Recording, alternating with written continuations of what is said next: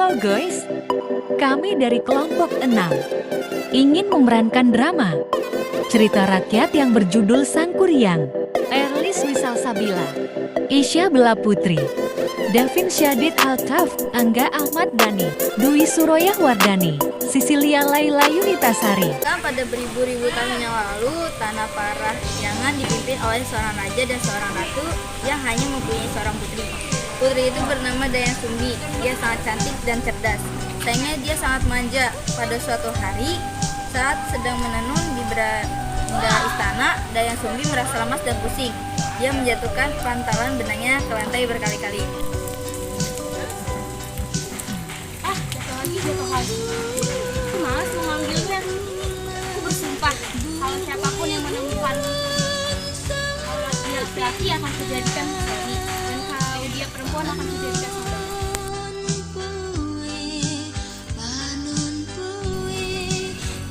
Kenapa seekor anjing mengambil pintalan benangku? Tak mau, aku harus melaksanakan sumpahku dan menikahi anjing ini.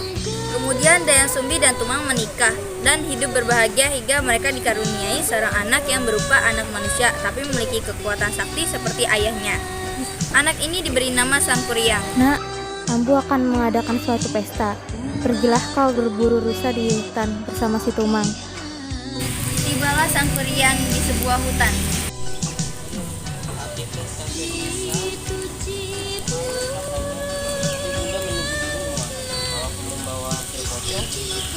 Bos bagaimana? Terpaksa. Tumang. Dengan sangat terpaksa, dia mengambil sebatang panah dan mengarahkannya kepada Tumang. Dan tak lama kemudian si Tumang pun sekarat, kemudian mati. Setibanya di rumah, Sang Kuryang menyerahkan daging tumangnya kepada ibunya.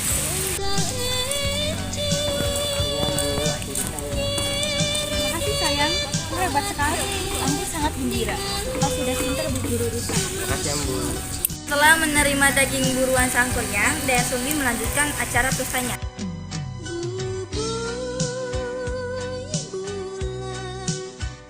Di mana ya Tumang? Dari kemarin aku tidak melihatnya.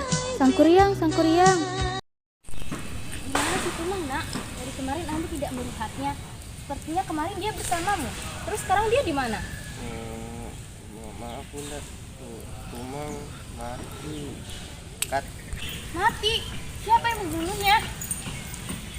Maaf Ambu, kemarin kan aku pergi ke hutan untuk mencari rusa, tapi aku tidak menemukannya. Jadi mau tak mau, untuk memenuhi kemauanmu, aku membunuh si Tumang. Hah? Jadi hati yang kemarin keserahkan pada Ambu itu hati si Tumang? Betul Ambu. Dasar anak tak tahu diri, kau pembunuh. Main marahnya, Dayang Sumbi begitu kesal mendengar cerita tersebut. Tanpa sengaja ia memukul kepala Sang Kuryang dengan sapu lidi yang dipegangnya. Sang Kuryang pun terluka. Begitu marahnya Ambu denganku, aku kecewa dengan sifat Ambu. Lebih baik aku pergi untuk menebus dosa-dosaku. Sang Kuryang, jangan pergi nak. Ambu menyesal sudah memukulmu dan memarahimu. Kembalilah nak. Tapi sayang, semua sudah terlanjur. Sang Kuryang tetap berlalu pergi meninggalkan ibunya. Dan Sumbi pun berdoa kepada para dewata agar bisa dipertemukan kembali dengan putranya. Doanya didengar para dewata penghuni kayangan. Dan Sumbi diberi kemudahan dan kecantikan abadi, bahkan lebih cantik dari sebelumnya. Bertahun-tahun kemudian, Sang Kuryang yang telah melelang buana ke seluruh penjuru bumi memutuskan untuk kembali ke kampung halamannya. Sesampainya di sana, Sang Kuryang terkejut karena semuanya sudah berubah. Dia tambah terkejut saat dia berjalan bertemu seorang wanita yang tak lain tak bukan adalah Dayang Sumbi. Namun mereka tak saling mengenali. Siapa ya gadis cantik di sana? Aku terpesona melihatnya. Apakah dia mau menjadi istriku? Wah, siapa yang pemuda tampan di ujung sana? Dari tadi memerhatikanku. Aku mau kok jadi istrinya kalau dia mau melamarku. Orang cantik, aku terpesona melihatmu. Maukah kau menjadi istriku? Iya, aku bersedia menjadi istrimu. Kau tampan sekali. Pada suatu hari, Sang Kuryang minta pamit untuk berburu. Dia minta tolong Dayang Sumbi untuk merapikan ikat kepalanya. Aku ingin pergi berburu ke hutan. Apakah kamu boleh merapikan rambutku sebentar? Ini Kanda. Sepertinya di kepalamu ada bekas luka. Luka karena apa Kanda?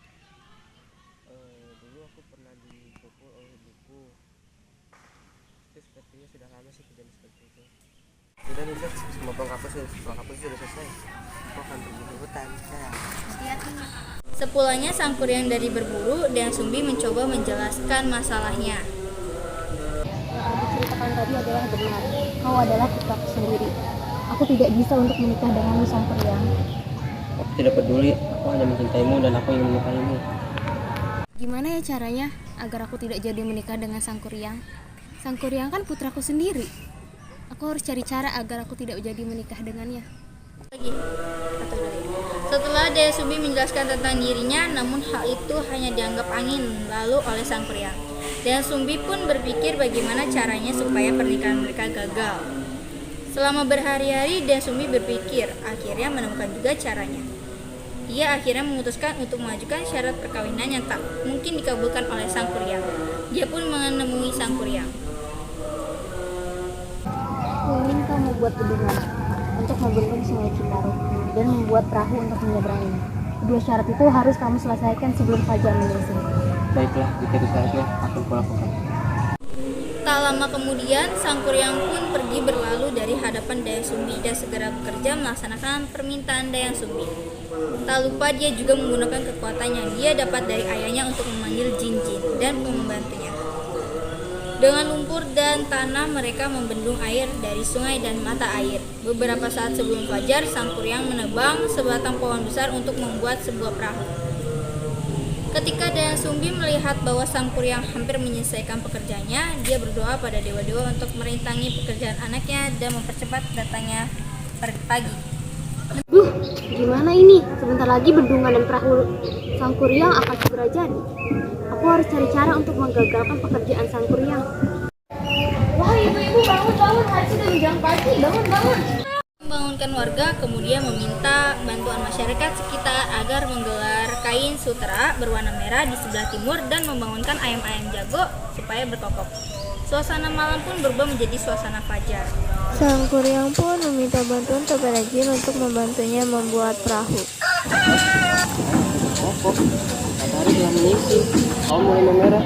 Tidak seperti ini biasanya. Pasti tipuan Dayang Sumbi. Aku kutuk kau Dayang Sumbi. Sang kuryang pun menghentikan pekerjaannya karena merasa telah gagal memenuhi syarat Dayang Sumbi. Dengan sangat marah dan kesal, dia mengutuk Dayang Sumbi, kemudian merusak bendungan yang telah dibuatnya sendiri. Dan desa-desa pun tenggelam karena air bendungan. Lalu sang kuryang pun menendang perahu buatannya sendiri yang hampir jadi ke tengah hutan, hingga perahu itu berada dalam keadaan terbalik dan membentuk gunung tangkuban perahu.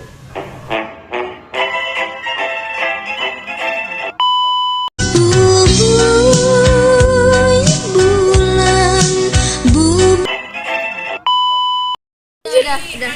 Tunggu belum. Lu kesana nanti hampir basah. Lu kesana aja. Enggak kesini aja. Kalau dia bunuh. Oh no.